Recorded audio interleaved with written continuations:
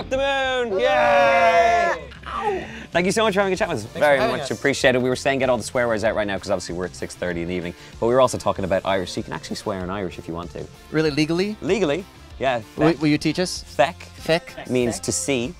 And that, yeah, so it's actually to see. Yeah. We've really taken the time to develop a fan base through performance. You know, we've been on the road 300 days a year for like 5 years. So we always have that to fall back on. You know, when we put out a tour schedule, we know people are going to buy tickets. Yeah. And we know people are going to come because that's what we've built our reputation on. You know, it's not built around this one song. It's a culture.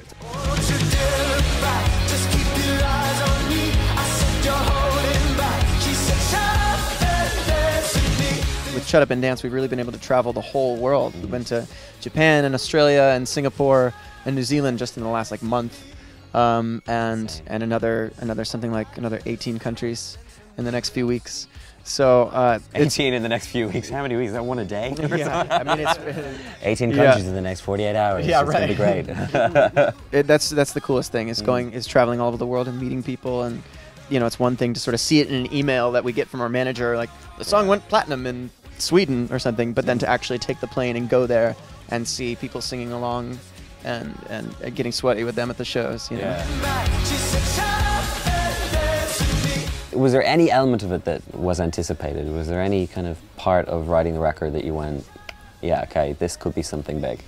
There's a part of you that feels that way about every song. Yeah. You know, there's that moment like, oh, this feels really special, you know.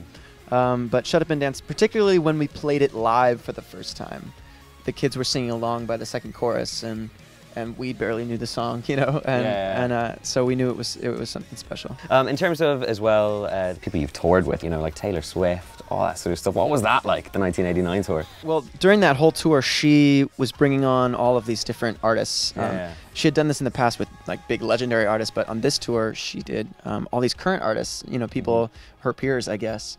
And so that was cool to be included in that group. And our show was in Boston for 60,000 people. That is crazy. Yeah, it was insane.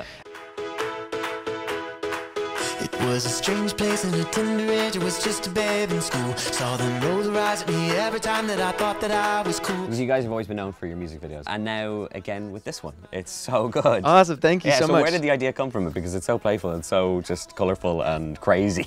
We had this idea with this little kid who has these favorite superheroes who happen to be us in the video.